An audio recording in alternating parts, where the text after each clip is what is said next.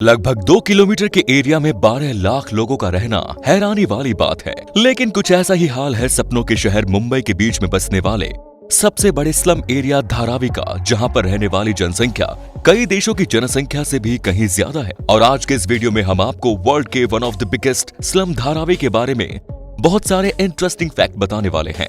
Number 1, Mumbai शहर के बीचों बीच मौजूद धारावी स्लम का ये एरिया 18वीं सदी में एक आइलैंड हुआ करता था, जहां पर मछुआरे मछली पकड़ने का काम करते थे। लेकिन जैसे जैसे समय बीतता गया वैसे वैसे ही इस आइलैंड का पानी दलदल बनता गया, जिसके कारण यहाँ मछली पकड़ने का काम खत्म हो गया और फिर लोगों ने यहाँ पर रहना और घर बनाना शुरू कर दिया।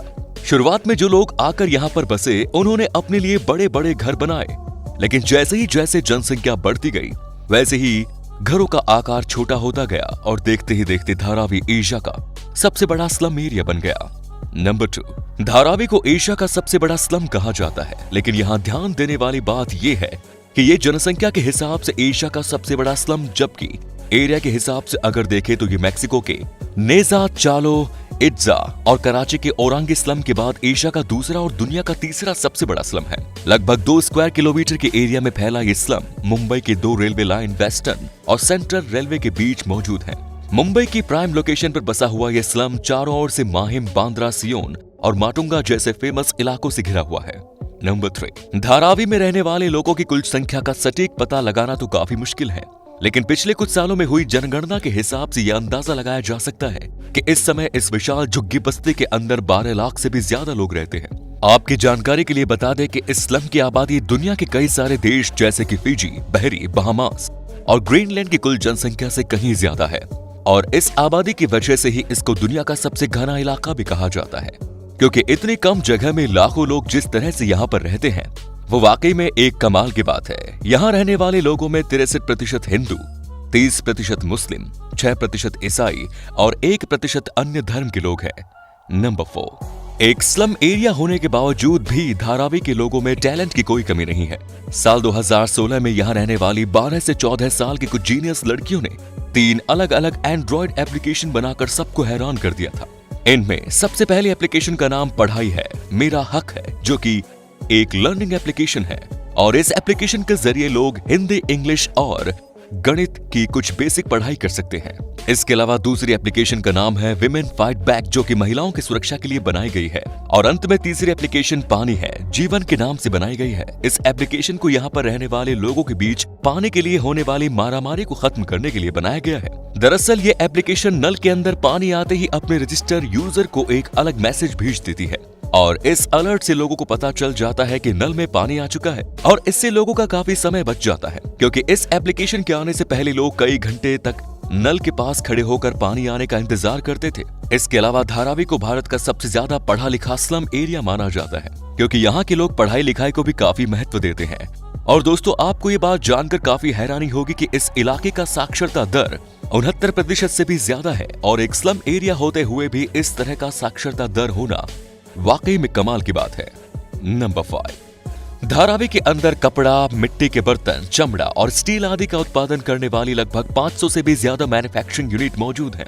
आपको जानकर काफी हैरानी होगी कि इस झुग्गी बस्ती में लगभग 15,000 से भी ज्यादा सिंगल रूम वाले कारखाने चलाए जाते हैं, और इन कारखाना में बने हुए प्रोडक्ट कई अलग अलग ई-कॉमर्स वेबसाइट के जरिए सिर्फ भारत ही नहीं बल्कि पूरी दुनिया में भेजे जाते हैं। और यही वजह है कि अकेले ही धारावी की एनुअल इनकम 650 मिलियन अमेरिकी डॉलर से 1 बिलियन अमेरिकी डॉलर तक पहुंच जाती है, जो कि किरिबाती, टोंगा और तुवालू जैसे कई सारे देशों के इकोनॉमिक से भी कहीं ज्यादा है। और इसी से ये अंदाजा लगाया जा सकता है कि धारावी में चलने वाले ये बिजनेस भारत के इकोनॉमी में भी अपना कितना योगदान देते होंगे। नंबर 6, धारावी में रिसाइकलिंग का काम भी काफी बड़े पैमाने पर होता है, और इसी को यहाँ की प्रमुख इंडस्ट्री भी कहा जाता है।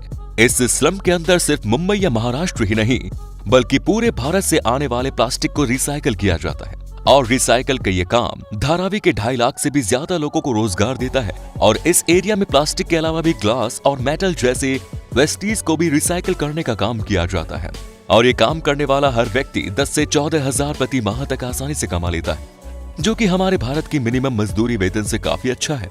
नंबर 7, धारावी के अंदर धारावी रॉक्स नाम का एक जंक बेड है, जो कि काफी ज्यादा फेमस है। इस बेड के अंदर झुग्गी में रहने वाले 12 से 15 ऐसे लड़के हैं जो कि कचरा बीनने का काम करते हैं। और इस बैंड की खासियत यह है कि ये लोग म्यूजिक को बनाने के लिए ओरिजिनल म्यूजिक इंस्ट्रूमेंट की जगह पानी के डिब्बे, स्टिक, कांच की बोतलें और धातु से बनी हुई कुछ दूसरी चीजों का इस्तेमाल करते हैं और यही वजह है कि ये बैंड इतना ज्यादा क्रिएटिव और टैलेंटेड माना जाता है। नंबर 8, धारावी सिर्फ भारत या एशिया में नहीं बल्कि पूरी दुनिया में प्रसिद्ध है क्योंकि भारत घूमने आने वाले विदेशी लोगों की लिस्ट में स्लम एरिया का नाम सबसे ऊपर रहता है। वैसे ये बात काफी हैरान करने वाली है कि आज भारत घूमने आने वाले विदेशी लोग दिल्ली और ताजमहल जैसी फेमस जगह को छोड़कर धारावी घूमना ज्यादा पसंद करते हैं और यही वजह है कि आज इन विदेशी लोगों को धारावी का गाइडेड टूर भी ऑफर किया जाता है और इस गाइडेड टूर के जरिए ये विदेशी लोग धारावी के जीवन को काफी बारीकी से देख पाते हैं। नंबर 9, धारावी हमेशा से ही हिंदी फिल्म इंडस्ट्री बॉलीवुड का एक अहम हिस्सा रहा है। मशहूर फिल्म डायरेक्टर और राइटर सुधीर मिश्रा ने 1992 में आई धारावी नाम की अपनी फिल्म के अंदर स्लम के लोगों की लाइफ को काफी अच्छे से दिखाया था, जिसके लिए इस फिल्म ने नेशनल अवार्ड भी जीता। इसके अलावा ऑस्कर विजेता फिल्म स्लम डॉग मिलियनेयर भी धारावी के स्लम में ही शूट की गई थी।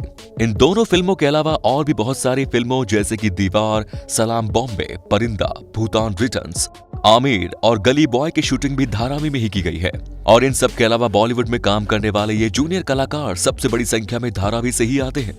यही वजह है कि बॉलीवुड और धारावी का ये नाता अटूट है। तो दोस्तों, ये थे धारावी से जुड़े कुछ इंटरेस्टिंग फैक्ट्स। क्या आप कभी स्लम एरियाज में गए हैं या फिर अगर आप यहीं पर रहते हैं तो फिर हमें कमेंट में जरूर बताएं। आपका बहुमूल्य समय देने के लिए बहुत बहुत धन्यवाद।